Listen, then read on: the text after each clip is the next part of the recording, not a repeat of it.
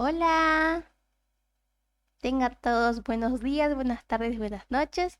Vamos a continuar con la lectura de nuestro libro Neuroeducación. En este caso tenemos el capítulo 13 hasta el 17. Muy bien, vamos a comenzar con el capítulo 13, que se titula Alondras y lechuzas, optimizando las actividades educativas. La actividad del ser humano durante el día se sucede con el sueño durante la noche. Interesante. Eso todo el mundo lo sabe, pero de ello no se sacan. Sin embargo, las consecuencias que las hay y muchas para la educación y la enseñanza, y esto es importante sobre todo en los periodos tempranos de esa enseñanza, pues el sueño en los niños desempeña un papel destacado que se debería conocer bien para en guarderías y colegios poder enseñar bien.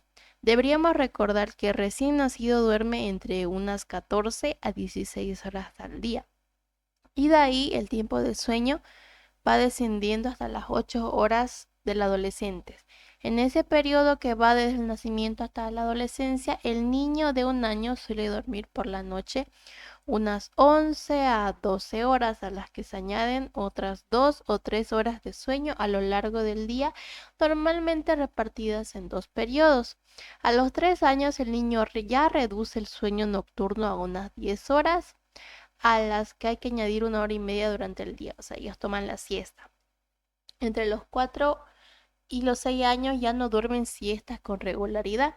Evidentemente, todos estos parámetros sufren grandes variaciones individuales que están influenciadas por la cultura y la geografía en el que se vive, ¿no? Pues bien, conocer este capítulo del sueño es de importancia sobresaliente para nosotros los educadores y en particular conocer esas diferencias en los requerimientos del tiempo de sueño en los niños pequeños. Ahora, ¿por qué? De hecho, hay estudios que muestran que una pérdida de sueño de 1 o 2 horas, wow, cuyas consecuencias no son aparentes en la conducta normal del niño, producen efectos sobre la velocidad a la que se puede procesar una determinada información y en consecuencia afectar a su memorización. Y es que como hemos mencionado en el capítulo anterior, el sueño es necesario para la consolidación de la memoria, pero también lo es para mantener niveles de atención sostenidas durante la clase. Es posible seguir una clase y entender lo que se dice en ella, pero en ausencia de un buen sueño, lo aprendido puede no ser memorizado después de forma adecuada. Por tanto, un sueño profundo durante el tiempo necesario por la noche es muy importante para la memorización, la evocación de aquello que se aprende. En los adultos, la falta, incluso pequeña, de sueño se expresa en esa sensación inconsciente de fatiga y un descenso en la querencia por continuar la labor que se está realizando, y ello se refleja en particular en aquellos trabajos que requieren una alta concentración. Pero junto al sueño nocturno, necesidad común y universal para todo ser humano, a menos que se cambie el ritmo de vigilia del sueño, habría que tener en cuenta factores como el cronotipo de cada persona. Esto último es importante también a la hora de aprender y memorizar, y es que tanto los niños como los adultos difieren en sus hábitos con respecto a la hora de irse a la cama, a la hora de levantarse y los tiempos a lo largo del día en que se hace necesario un descanso, tras el cual se sienten mejor para continuar con una determinada labor. Hay estudios que muestran que las personas tienen un determinado cronotipo, perdón, un reloj interno diferente con respecto a otras. Reloj que les marca y les dicta estos tiempos diferentes de acostarse y levantarse. En consecuencia, sentirse mejor trabajando bien hasta altas horas de la madrugada o haciéndolo temprano o muy temprano por la mañana. Se habla del cronotipo lechuza, o sea, personas que son muy madrugadoras, ¿no? Para referirse a aquellos cuyos sueños se inicia más retrasado, y del cronotipo alondra para aquellos que acostándose más pronto en disposición para estudiar y aprender y memorizar más temprano. Esto, sobre todo en niños, puede interferir con el ritmo temporal impuesto por el colegio. Evidentemente, todo esto tiene que ver con la geografía, el clima, la cultura de las regiones o países en las que se vive. Por ejemplo, puede haber latitudes geográficas en las que los colegios comienzan sus enseñanzas más temprano o más tarde que en otros lugares. Está claro que los niños con uno u otro cronotipo se adaptarán mejor o peor a esas costumbres u horarios diferentes, pero aún sin tener en cuenta lo anterior, también es verdad que todo esto cobra un valor en cualquier circunstancia. Me refiero al hecho particular de que todo ello pueda resultar en la desincronización entre el ritmo cardíaco endógeno y el ritmo temporal impuesto en el colegio. Conocerlo es importante y tiene repercusión significativa para la enseñanza de los niños. Un aspecto interesante que valdría también la pena señalar aquí es que estos dos cronotipos no parecen ser permanentes a lo largo del arco vital de la persona. Por ejemplo, se ha visto que niños que son del tipo vespertino hasta la adolescencia pueden cambiar a tipo temprano cuando son adultos y particularmente en la vejez. En la pubertad y adolescencia, el capítulo del sueño se expande de manera sobresaliente. A algún padre, maestro o profesor se le escapa que muchos chicos y chicas de esta edad duermen poco. De hecho, duermen durante la semana menos horas de las necesarias para un buen aprendizaje y una buena memorización. Y ello necesariamente repercute en dichas capacidades, del mismo modo que ya habíamos apuntado en los niños, y también en la propia conducta, en su función ejecutiva y en su relación emocional y empática con los demás. También es importante considerar la somnolencia que ocurre a nivel fisiológico tras el mediodía y a primeras horas de la tarde, ese periodo que se conoce familiarmente como la siesta, y es que al filo del mediodía y con independencia de la ingesta de alimentos y su abundancia se produce un descenso de la temperatura corporal fisiológicamente regulado que se acompaña con somnolencia y es por tanto un periodo claro de bajo rendimiento mental. Este periodo de sueño puede ser breve entre los adultos, entre 10 a 15 minutos. Si se quiere después recuperar con rapidez una actividad mental igual a los niveles de vigilancia anteriores a la siesta. De ser este espacio de tiempo más prolongado, estos niveles no se recuperan hasta pasadas 1 o 2 horas. En los niños este periodo depende mucho de la edad, como ya apuntábamos al principio de este capítulo, curiosamente y como ejemplo aparte, y para conocimiento de aquellos que pasan la noche en blanco estudiando antes de los exámenes, hay asimismo unas horas que corren entre las 4 de la madrugada hasta las 7 de la mañana, durante las cuales la atención y ejecución sostenida de una determinada tarea también desciende de modo muy significativo. Hoy conocemos en parte los mecanismos cerebrales de estos dos procesos, que son la siesta vespertina y la disminución de la atención durante la madrugada. Y sabemos que en ellos participan de modo principal el hipotálamo, la actividad de la sustancia reticular ascendente del tronco encéfalo y sus radiaciones a la corteza cerebral. Por supuesto que tanto a la siesta como para este último periodo de la madrugada hay una considerable variabilidad entre personas. Todos los aspectos aquí considerados parecen pequeños, pues todo el mundo los conoce y apenas le da la importancia. Sin embargo, hoy se piensa que sí son relevantes y que no tenerlos debidamente en cuenta en muchos niños, en los que se inciden de un modo especial en fuente de muchos problemas no solo en el colegio, sino en el seno de la propia familia. Por eso, algunas de estas recomendaciones se vuelven a repetir a propósito de rendimiento mental en el capítulo 16.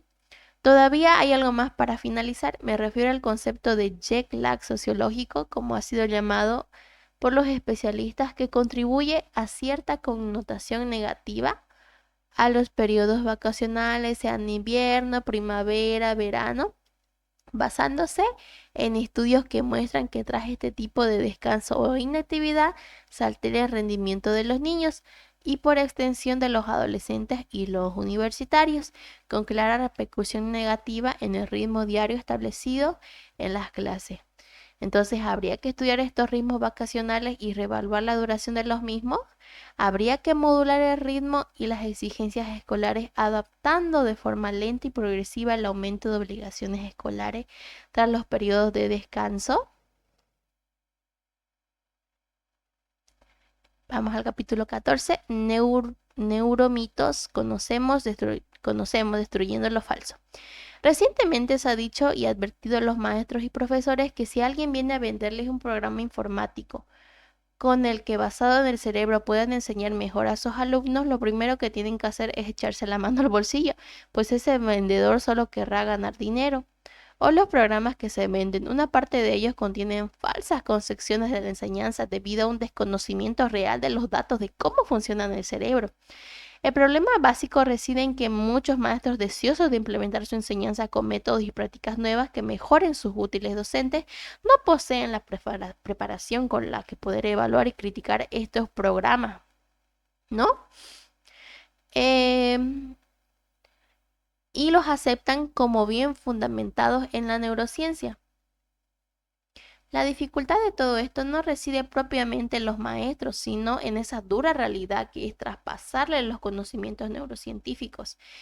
Y es que existen conflictos en la relación neurocientífico-maestro y más allá de los profesores universitarios para que ese trasvase exista debido a que todo el lenguaje utilizados por los primeros para dirigirse a los segundos y en los segundos los maestros para captar con certeza seguridad de estos conocimientos, criticar los programas que les ofrecen y luego utilizarlos con los alumnos. Y esto ha llevado a mucha confusión y grandes errores de interpretación de los hechos científicos y ha dado lugar a la creación de lo que se conoce como neuromitos, que son mitos, o sea, son hechos no reales nacidos de la interpretación de datos científicos por personas con escasos conocimientos sobre la materia. Hace ahora unos 7 años, que en esas épocas no eran 2005, con motivo de una conferencia para anunciar la apertura del Centro para la Educación basada en la Neurociencia de la Universidad de Cambridge, los maestros que asistieron a aquella reunión manifestaron recibir más de 70 correos al año animándoles a matricularse en cursos sobre cómo enseñar mejor en los colegios basados en los conocimientos del cerebro. Un fenómeno que ya ocurre en casi todos los países occidentales. Y es que, como hemos señalado, algunos de estos cursos promueven la interpretación errónea de datos científicos y en consecuencia la aplicación falsificada de los posibles beneficios de estos conocimientos, ¿no? Todo esto por fortuna está cambiando y han sido los propios neurocientíficos quienes han alertado a lo que son los maestros y los colegios sobre este problema. Y en alguna medida también se ha ofrecido resolverlos. Lo cierto es que los neuromitos añadidos a lo señalado han dado lugar además a crear expectativas poco realistas en los maestros y profesores. Un ejemplo es la lectura incorrecta de un hecho neurobiológico, como la proliferación de las conexiones neuronales en los primeros años de vida. Hoy sabemos, porque ya se indica en el capítulo 2, que en el cerebro de los niños se sucede una enorme y profunda proliferación sináptica, millones de sinapsis todos los días. Pues bien, basándose en este hecho, se ha especulado sobre la posibilidad de aprovechar estos tiempos de cambios profusos y profundos para inundar su cerebro de modo paralelo y ese crecimiento sináptico con conceptos vocabularios, memorización de acontecimientos históricos, hechos aislados y percepciones complejas a través de medios audiovisuales para que sean mejor absorbidos e incorporados al cerebro durante la proliferación sináptica. Pensando que de ese modo, cuando estos niños alcanzan la juventud o la edad adulta, tendrían capacidades cognitivas superiores a las de sus compañeros que no hubieran utilizado estos métodos. Por desgracia, quienes promovieron estas ideas y no tuvieron en cuenta la falta de evidencia científica acerca de la relación entre este fenómeno neurobiológico de proliferación sináptica y el proceso de aprendizaje. Es más, los mismos padres ante ofertas de este tipo siempre reaccionan con un componente fundamentalmente emocional. Pero ¿acaso no es verdad que los niños aprenden cosas fundamentales y aún definitivas y de modo fácil en los primeros años? ¿Cómo no voy a aprovechar esta posible ventaja para que mi hijo, aun cuando ello no sea del todo cierto? Lo que los padres ignoran es que aprender bien en los primeros años requiere de un instrumento básico que se resume en la espontaneidad, el placer, el juego entre lo motor sencillo, lo sensorial, lo directo y lo asequible. Esta misma línea transcurre otro fenómeno que se conoce como el efecto Mozart.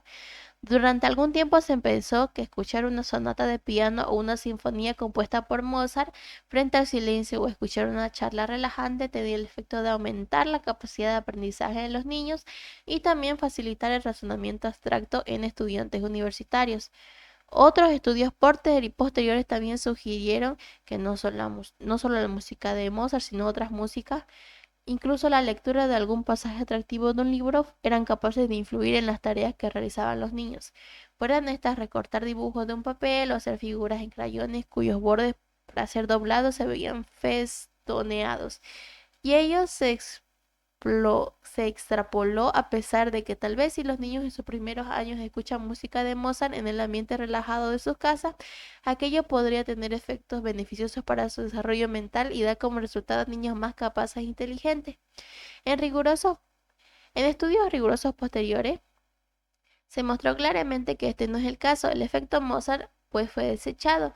Lo que sí se ha podido comprobar de modo sólido son los beneficios cognitivos de escuchar y tocar un instrumento. Solo escuchar no produce ningún beneficio claramente evidente. Escuchar y tocar al mismo tiempo, por el contrario, sí. La percepción, la ejecución, la manipulación de un instrumento, activando áreas sensoriales y motoras simultáneamente, sí repercute en una mayor habilidad general en los niños. Estudios recientes han mostrado que tocar un instrumento resulta en una mejor comprensión del lenguaje y promueve además la mejora de habilidades generales como la atención, la percepción, la discriminación de los estímulos, que son los tonos musicales, la memoria de trabajo y el control de la propia conducta. Hoy conocemos bien en neurociencia el efecto de la actividad motora sobre la misma percepción sensorial. Entre lo sensorial y lo motor hay un constante, necesario e imprescindible diálogo para la función de ambos sistemas y la construcción sólida del mundo cognitivo. Hay muchos neuromitos que aun cuando desdeñados por la neurociencia siguen estando vivos en el acervo popular debido fundamentalmente a la constante repetición en los medios de comunicación. Por ejemplo, el mito de que solo se utiliza el 10% de las capacidades del cerebro, de lo que cabría deducir la potencialidad enorme que tiene este y que de utilizarse todas se podría esperar un aumento considerable de inteligencia en cada ser humano.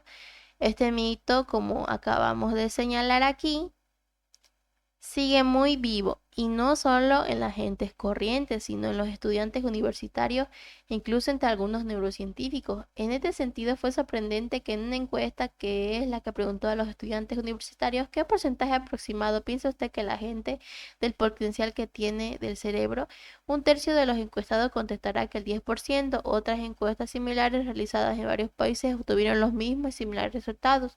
O lo más sorprendente es que un 6% de los neurocientíficos preguntados por esta misma cuestión también respondió que el 10%. Y es curioso que aún después de tantos años de mostrar la ciencia, los faltos de este acerto, todavía ahora mismo se ven grandes programas basados en él y la gente los compra con la esperanza de poder aumentar sus capacidades y su inteligencia por encima de las propias limitaciones.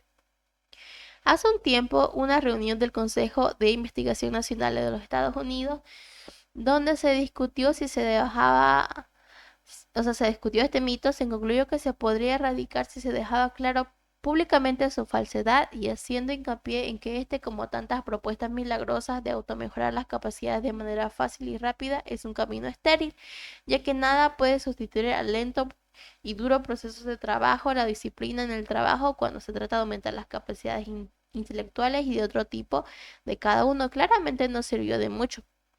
Y digámoslo ya, el cerebro utiliza todos sus recursos, genética y entrenamiento cada vez que se enfrenta a la solución de los problemas o en los procesos de aprendizaje y memoria. Otro neuromito es aquel del cerebro derecho-izquierdo. Es un neuromito creado por la propuesta que a los niños habría que enseñar en los colegios tras ser clasificados previamente como niños nacidos con una predominancia del hemisferio derecho versus hemisferio izquierdo. Y ello es debido a que cuando se han analizado las funciones de ambos hemisferios cerebrales por separado en el laboratorio, se ha visto que el hemisferio derecho es profundamente un cerebro holístico global que realiza sucesiones de tiempos y espacios muy distantes, a que su función requiere de un tipo de atención que es dispersa o inconsciente frente a la atención ejecutiva, persistente y focalizada de todo mejor conocemos.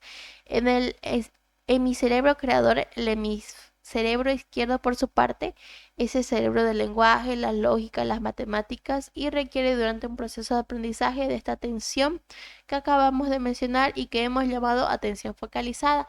Ese cerebro analítico, basándose en estos datos, se ha extrapolado la idea de que hay niños con predominancia de cerebros derechos y niños con predominancia con cerebros izquierdos.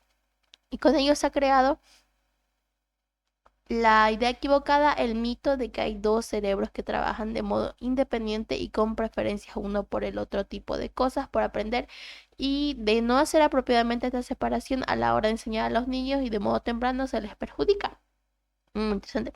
Hace algún tiempo este neuromito llevó la idea de que crear estructuras didácticas conducentes a que no se produzca un desencuentro entre las preferencias naturales del alumno con predominancia del cerebro derecho, dibujo, imaginación, intuición, visión global de los problemas, creatividad, y el de predominancia del cerebro izquierdo, razonamiento, cálculo, lenguaje, en lo que se enseña. Pero lo cierto es que no existe dicha dicotomía entre cerebros, es decir, el punto de vista fisiológico, no hay cerebros derechos o izquierdos en las personas en condiciones normales, dado que esta transferencia de información entre ambos hemicerebros a través del cuerpo calloso es constante, de lo que se deduce que aun cuando sin duda haya talentos y capacidades más atribuibles a la matemática o el dibujo o a la ciencia o a las letras, eso no refiere a los hemicerebros como tal, sino una serie de talentos producto de la función conjunta final de ambos hemisferios, y de ahí el gran error que hubiese supuesto separar a los niños potenciando uno u otros talentos en menoscabo del desarrollo de otra capacidad y aptitud. La enseñanza en los primeros años debe ser global, de equilibrio de todas las potencialidades de un niño que se representan en grados diferentes, como de hecho se hace en la actualidad. Este mito fue desechado hace ya tiempo. Otro neuromito también desechado es el que lleva a pensar que existen talentos diferentes en los niños llamados visuales, niños auditivos y niños sinestésicos. ¡Wow! ¡Qué interesante, che! Es decir, niños que aprenden mejor a través de percepciones visuales, auditivas o del movimiento corporal o gestual. Esto condujo a crear programas que se ofertaron a muchos maestros basada en la conveniencia de enseñar de forma selectiva a los niños bajo estímulos predominantes visuales, auditivos o sinestésicos. Para ello era conveniente desde el principio etiquetarlos en el colegio con una placa de identificación, como en los congresos con las letras B, A, C, para focalizar en ellos la escuela este tipo de método selectivo. Lo cierto es que no se encontrarán evidencias que demostraran lo efectivo de estas enseñanzas. Y en cualquier caso, hoy se piensa que las separaciones de tipos siempre irían en detrimento de las enseñanzas utilizando los otros sistemas, lo que produciría un trastorno del equilibrio normal de desarrollo del niño. Evidentemente, esto en el principio se vio como algo lógico, fue un fracaso y también se abandonó la práctica. Muy bien. Por último, destaco otro neuromito, el del computador y el cerebro. Como frecuencia en el contexto de la enseñanza y de modo erróneo, se utiliza el símil de que el cerebro trabaja y opera como un ordenador, dando como esta sobresimplificación un concepto burdo y equivocado científicamente hablando del funcionamiento del cerebro. El cerebro humano es un producto actual, no final, y del proceso evolutivo que ha llevado muchos millones de años al azar y reajustes constantes de prueba-error. En el duro banco experimental de la evolución biológica, el cerebro humano no es una máquina, es un órgano cuyo funcionamiento íntimo en relación cómo se elaboran las altas funciones cognitivas, por ejemplo, se ignora. El ordenador, por contrario, sí es una máquina. Sus componentes y funcionamientos se conocen perfectamente, dado que es el hombre quien lo ha construido, incluidos, por supuesto, los ordenadores que aprenden y cambian su estructura u operatividad con la interacción del entorno. Lo cierto es que el cerebro opera de un modo diferente como lo hace un ordenador, comparado a través de la relatividad rigidez de un ordenador a la hora de resolver problemas. El cerebro posee infinitas vías para resolverlos, y sobre todo los cerebros operan sobre la base de significados emocionales y de conciencia que no alcanzaría ningún diseño computacional. Si así, otros más de 50 neuromitos que se van creando y algunos almacenando en el acervo popular Por ejemplo, aquel que predicaba que se debe hablar bien una lengua antes de aprender otras, falso. Los niños que aprenden dos lenguas de sus padres desde el nacimiento no las confunden entre sí. Es más, los niños que aprenden dos lenguas al mismo tiempo adquieren ventajas cognitivas y potencian las estructuras lingüísticas de su cerebro para el aprendizaje en otros idiomas. Posteriormente, ya hemos visto a propósito del capítulo 11, o aquel otro que señala que el cerebro del hombre y la mujer difieren en forma en la que se aprende. No hay dato fehaciente que lo muestre. Y si eventualmente tal cosa fuera cierta, sería en tan pequeño grado que se vería difuminado por las propias diferencias individuales. Está muy interesante este capítulo, che. Por último, ese otro mito tan extendido y aceptado y creído por tanta gente en el mundo como ese de la percepción extrasensorial, cuando ésta no existe y por extrapolación lleva a alimentar y mantener el pensamiento mágico primitivo frente al pensamiento crítico y analítico. Sin duda que en la creación de los neuromitos desempeña un papel sobresaliente en la sociedad y la cultura de que se trate. Valga en este contexto el mito de la percepción extrasensorial que acabamos de mencionar. Por ejemplo, investigaciones recientes muestran que las variaciones en las creencias y el pensamiento mágico difieren de modo sustancial según trate de una población en la que se encuentra constantemente amenazada la seguridad, guerras, hay desamparo, se teme por la salud y a riesgo de perder la vida frente a aquellas otras sociedades en las que la población siente seguridad, tiene buena educación y altos niveles de desarrollo económico. En este último tipo de colectividad, el nivel de las creencias o lo sobrenatural y mágico es significativamente más bajo si se compara con las primeras. Muy bien. Vamos al capítulo número 15, que se llama Aprendiendo con mucha luz. Y vamos a ver. Dice, ¿por qué enseñar a los estudiantes en clases amplias, con grandes ventanas de luz natural? Y luz natural es mejor y produce más rendimiento en ellos que la enseñanza impartida en clases angostas, pobremente iluminadas. Este es muy, muy interesante este tema. Vamos a verlo. ¿En qué medida los colegios, los institutos de enseñanza, media o las universidades que se han construido, se están construyendo en las grandes ciudades modelan la forma de ser y pensar de aquellos que se están formando? Muy bien.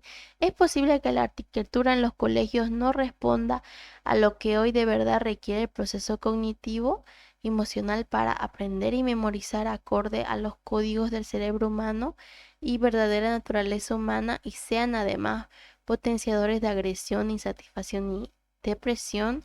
¿Hasta qué punto vivir constreñido en el espacio de un aula, lejos de las grandes extensiones de tierra con horizontes abiertos, o montañas o árboles de suelos alfombrados de verde o secos matojos, no alterados los códigos básicos del aprendizaje, la memoria? Todas estas preguntas actuales persistentes que inciden en la concepción de una nueva neuroeducación. Muy interesante, sin lugar a dudas. Dice, hace bastante tiempo que los habitantes de las grandes ciudades tienen unas tasas altas de ansiedad y neurosis, de estrés crónico y desde luego de enfermedades mentales, en lo que sobresalen lo que es la depresión y la esquizofrenia. Es más, por estudios de resonancia nuclear de dichas personas tienen una actividad aumentada de varias áreas del cerebro emocional, entre ellas y en particular la amígdala, ese detector constante de miedos, peligros y dolores, pero también de la corteza cingulada, focalizada en la atención y forma parte de la organización de toda la conducta emocional. Muy interesante. Lo que sí sabemos es que si en su origen estas dos áreas del cerebro junto a muchas otras zonas son generadoras de la cascada de mecanismos que organizan las respuestas al estrés.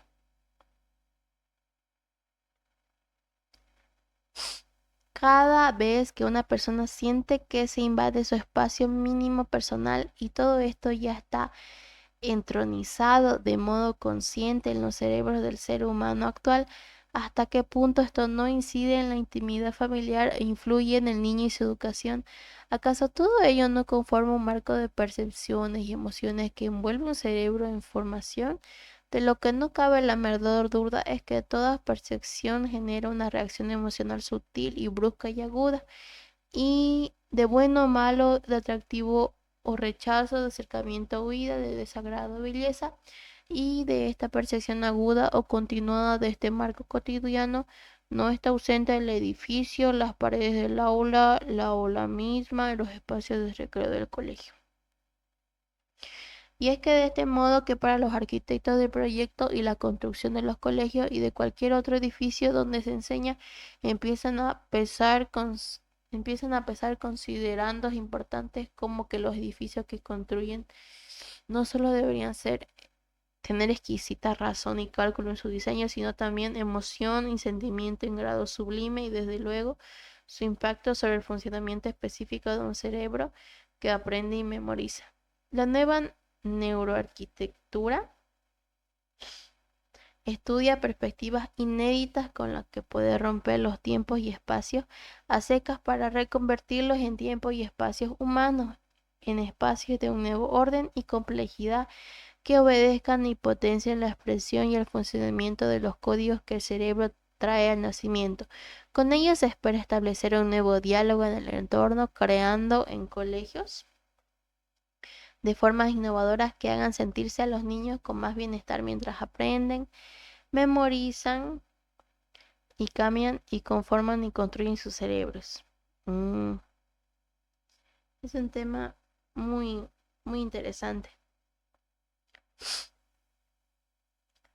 Y eso apunta a la Academia de Neurociencias para el Estudio de la Arquitectura en Estados Unidos, que ha reunido arquitectos y neurocientíficos para, entre discusiones y tormentas cerebrales, poder concebir hoy nuevos modos de construir. Sin esto debería tener una enorme repercusión en la neuroeducación. Se trata de nuevos edificios en los que, aun siendo importante y fundamental su diseño arquitectónico, vaya más allá de sus paredes y se contempla la luz, la temperatura, el ruido que tanto influye en el rendimiento mental, porque este se deteriora si las personas no se sienten a gusto donde están o hay estímulos en el entorno que los distraen, y en general si las condiciones no son las adecuadas para realizar una actividad mental determinada. Y sin duda esto es esencial en el caso del colegio, pero controlar el nivel de luz, utilizar la luz natural, mantener la temperatura y la humedad adecuada de la clase y los niveles de ruido puede resultar muy complejo. Eso tiene razón.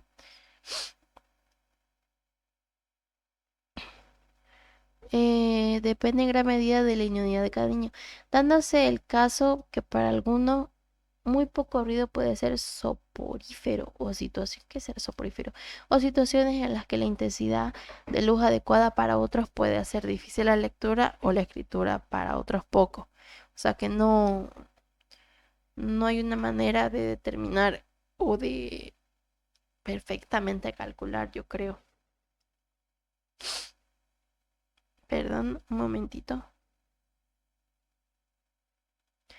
Esto es todavía más crítico en las clases de alumnos de primaria, que su cerebro están envueltos en esa vorágine de crecimiento sináptico, con eh, para los que las fuentes de luz, el diseño de las ventanas o los flujos de aire pueden ser particularmente influyentes, y todavía más allá, considerar los entornos del colegio donde sigue educando y aprendiendo, y no debería ser lo mismo hacerlo en los patios con paredes grises y cementadas o en espacios amplios, verdes y húmedos. Mm,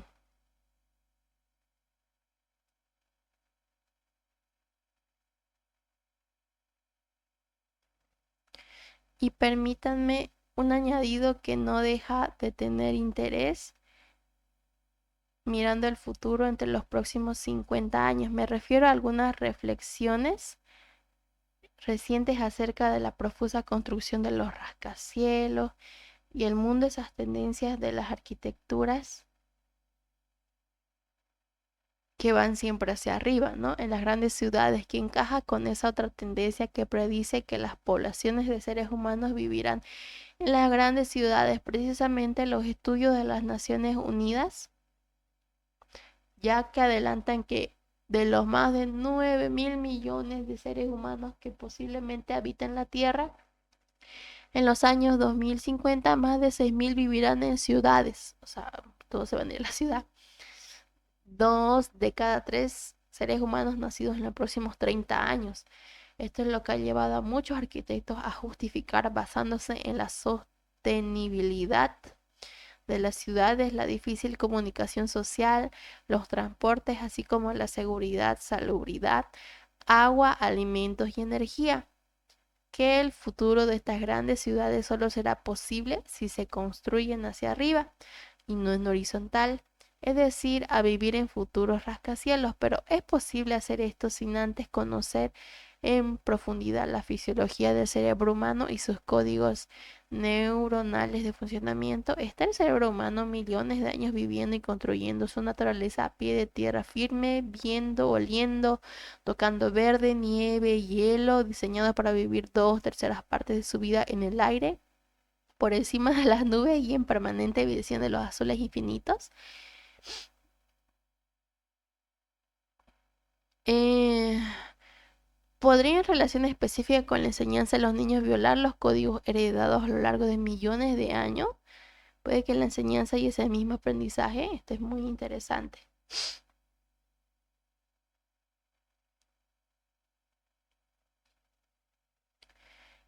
Entonces, esto ha llevado recientemente a considerar si esta civilización occidental, la más adelantada a las cosas, no estará malinterpretando la relación del hombre con un nuevo macroambiente que afecta al crecimiento y al envejecimiento, los sentimientos y los pensamientos y hasta la memoria ancestral de los seres humanos. ¿Qué duda cabe que son estas preguntas o estas dudas las que hemos llevado a muchos arquitectos a un renovado interés en su trabajo y a considerar, ayudando a los neurocientíficos a encontrar nuevos niveles de exploración de la mente humana? Es muy interesante. Ahora vamos con el capítulo 16, que se titula ¿Qué es el rendimiento mental?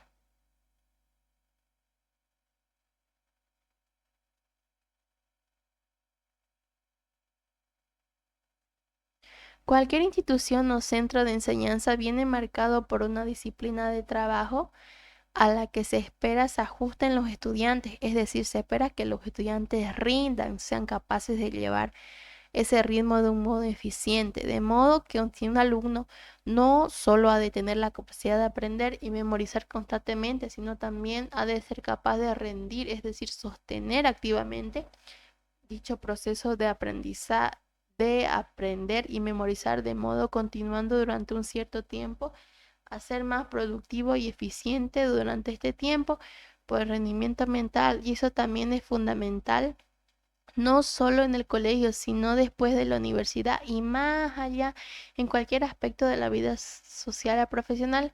Hoy comenzamos a conocer los sustratos cerebrales cognitivos y que son la base de ese rendimiento mental y que obvio es decirlo será más bajo en los niños o adultos con ciertas dificultades para la lectura, la escritura y las matemáticas.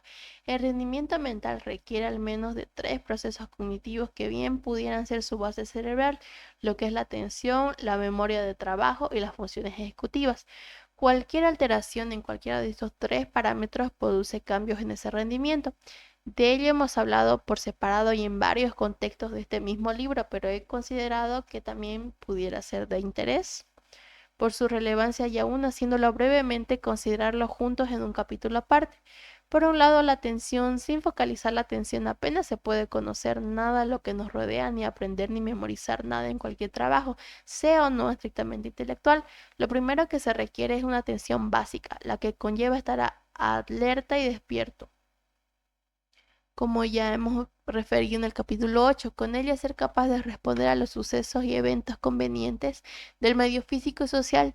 En este estado atencional que determina la capacidad y la velocidad de procesar información, dormir bien, ya lo hemos indicado, y es básico para mantener este tipo de atención y junto a ello y en particular en el niño la necesidad de considerar sus propios circadianos.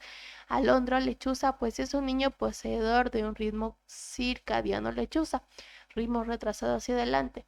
No podrá estar completamente despierto temprano y al principio de la mañana en el colegio y se podría esperar de él un rendimiento mental bajo. Y es evidente que en relación con el rendimiento mental, estas consideraciones se aplican a cualquier persona, sea niño, adolescente, adulto o persona mayor. Igual de importante y a tener en cuenta es el periodo de las siestas, de enorme relevancia en el contexto del rendimiento mental que estamos considerando y de nuevo en particular en los niños. Es este un periodo biológico de ritmo circadiano que ocurre entre las 12 y las 14-15 horas del medio y por tanto un periodo fisiológicamente de bajo rendimiento mental, como ya lo habíamos escuchado, ¿no? Y es evidente que junto a esta atención básica también se ven afectadas el resto de atenciones cerebrales y de manera especial la que hemos denominado ejecutiva y que se pone en marcha con el estudio cuando se sigue la secuencia de razonamientos de un profesor en clase. Atención también referida hacia otro concepto, que el del tiempo atencional se refiere y que significa la capacidad de seguir adelante durante un tiempo determinado, un hilo argumental desarrollado durante el estudio o bien en el seguimiento de la clase y que puede ser interrumpido por ciertas distracciones, un chiste en clase hecho por el profesor o un compañero o atender alguna pregunta muy concreta mientras se estudia. También la memoria de trabajo, segundo componente cognitivo que afecta al rendimiento mental, puede verse afectada por múltiples factores que entre ellos están como lo más importante los ritmos circadianos y el sueño que acabamos de mencionar en relación con la atención. La memoria de trabajo refiere la capacidad de almacenar, evocar y utilizar una determinada información por un periodo de tiempo limitado. Y es la memoria que sostiene el engarce de conceptos que permitan crear un razonamiento o argumento. Es la memoria que puede sostener el número de teléfono en la mente durante unos segundos, pero que cambiando el foco atencional se pierde. Y en ella las dos componentes principales, por un lado el componente fonológico y por otro el visoespacial. El primero, el fonológico, refiere a la capacidad de comprensión verbal, es decir, a escuchar y entender lo que se dice en clase o entender lo que alguien lee en un libro o lo que permite mantener una conversación, mientras que el componente visoespacial refiere más bien a la memoria de imágenes y secuencias de imágenes, el dibujo, o a la memoria de espacios y también a las matemáticas. Si refiero a estos dos componentes como separados es porque también el cerebro los tiene separados en circuitos neuronales diferentes. La primera de estas dos memorias, las fonológicas, se almacenan en el circuito que distribuyen principalmente a lo largo del lóbulo temporal del hemisferio cerebral izquierdo, mientras que la segunda, el aviso espacial, depende sobre todo del módulo occipital del hemisferio derecho. Como ya indiqué más arriba, el buen funcionamiento de ambos componentes de la memoria de trabajo es muy dependiente de los ritmos circadianos y el sueño.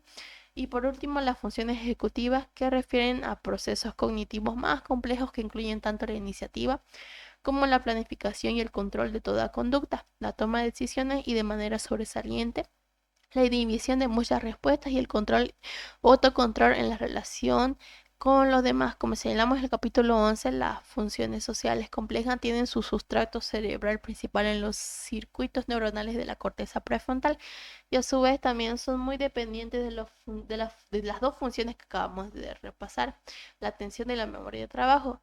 De modo como consecuencia están las funciones ejecutivas se encuentran afectadas por la alteración de los ritmos circadianos y la privación del sueño, pero el rendimiento mental no es ajeno a otros factores relacionados en el entorno o el ambiente.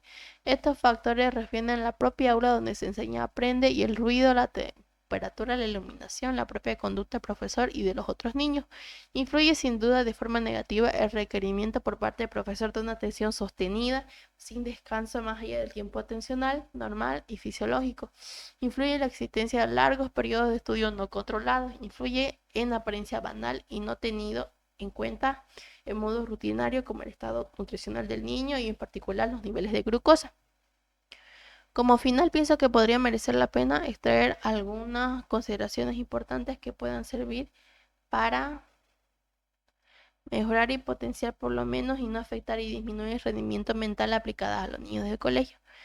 como es controlar el tiempo que se adjudica a una tarea determinada, sea de atender una clase teórica o de revisión, la escritura de un trabajo, la realización de un trabajo manual o la clase práctica o cualquier otra tarea ejecutiva. Tener en cuenta las diferencias individuales en cuanto a los ritmos circadianos. Escoger las mejores horas del día para la realización de tareas más complejas. Optimizar las condiciones de luz, ruido, temperatura y todo lo que pueda producir distracción en el aula y comprobar que el niño no esté deprivado de sueño o tiene falta de glucosa. Lo que implica, insisto, sobre todo en los niños, recomendar que estos tengan un buen sueño nocturno y que disfruten de un buen desayuno antes de ir al colegio o que coman algún dulce a la mitad de la mañana o clase. También recomendar siempre a los niños pequeños un descanso o una pequeña siesta al friso del mediodía. Tenemos por último el capítulo Internet es una revolución cultural, una revolución que puede facilitar en gran medida los procesos de enseñanza-aprendizaje, memoria y adquisición de nuevos conocimientos a mucha gente. De hecho, hoy bien, sea directamente por Internet o libros descargados de Internet, la lectura para entretenimiento, para estudiar, aprender y memorizar temas va en aumento en el mundo. Una estadística reciente ha demostrado que el 50% de los niños americanos ya manejan formatos electrónicos para leer o estudiar, cifra que se ve reflejada en un incremento significativo en respecto al 2010, que era del 25%. Y es en esta vida de las más prestigiosas instituciones docentes y investigación internacionales se ha invocado en proyectos con los que poder ofrecer programas docentes a todo el mundo. Un buen ejemplo es el curso abierto del Instituto Tecnológico de Massachusetts de Estados Unidos, que desde su inicio en el año 2002 ha ganado su merecido aplauso de reconocimiento internacional. Se escucha bien, bien importante, vamos a buscarlo después, a ver qué dice. Este curso es libre de la web y en él se ofrece todo tipo de material desde clases teóricas a simulaciones prácticas. Ya muchos piensan que el Internet bien pudiera ser instrumento clave más útil para difundir el mundo de estos nuevos conocimientos sobre la neuroeducación. Internet, se dice, si se utiliza adecuadamente, bien puede potenciar o expandir la enseñanza, no solo en los adultos, sino también en los niños y adolescentes. Y añado esto como último adecuadamente para ser coherente con la idea expresada en otra parte de este mismo libro acerca del colegio y sus beneficios, que en ningún caso debería sustituirse por cursos o programas fuera de él, ni tampoco valga el inciso compartir enseñanzas particulares en sustitución del colegio, sean estas realizadas por los padres o profesores que vayan a domicilio. Ya hemos señalado que el colegio en los primeros años del niño es fundamental en sí mismo como instrumento para la construcción cerebral, cognitiva y social del niño. Con todo, Internet es una realidad de la que se puede obtener el máximo provecho como complemento para la enseñanza, y esto vendrá potenciado en los próximos años, en los que se espera poder crear programas que incorporen aplicaciones como pudieran ser no solo de reconocimiento de voz personal, profesor-alumno, sino también estímulos auditivos, visuales, somestésicos y aún dolores para determinados experimentos, con lo que se mimetizar en realidad la sensorial virtual. La capacidad de estos nuevos programas para expandir las posibilidades reales de la influencia en los procesos de aprendizaje puede ser espectacular. Internet, sin embargo, puede ser un instrumento que entrañe ciertos riesgos si no es utilizado adecuadamente. De hecho, en las sociedades occidentales y en particular se respira cierta preocupación acerca del tema.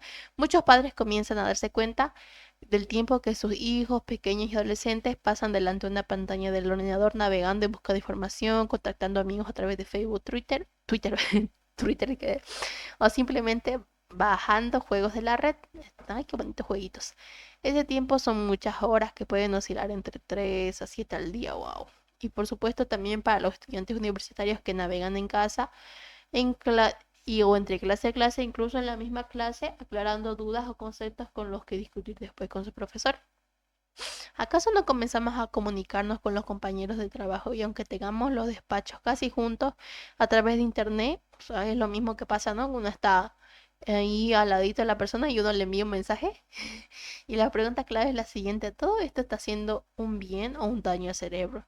lo que es en prestigiosos foros internacionales hay voces que se alzan para señalar que estas nuevas tecnologías pueden producir un daño en el cerebro de los niños, pues es cierto que navegar en Internet necesita un foco de atención muy corto y siempre cambiante, y ello puede ir en detrimento del desarrollo de una atención sostenida ejecutiva, que es la que se requiere para el estudio. De hecho, empieza a hablarse de la nueva forma en la atención producida por Internet. Esto no es baladí, pues ya conocemos los varios tipos de atención con circuitos neuronales específicos, y es posible que el entrenamiento excesivo de unos pudiera ir en deterioro del funcionamiento de otros e en consecuencia afectar a los procesos de aprendizaje y memoria. Es más, ha sugerido que todo ello pudiera reducir el tiempo que queda para dedicar al pensamiento reposado, limpio, lento, perdón, profundo y verdaderamente creativo. En este concepto de la atención, son curiosos los resultados de un estudio que muestra que los niños pequeños que veían la televisión varias horas al día, de tiempo después, en la edad escolar, algunos de ellos presentaban problemas de atención en el colegio.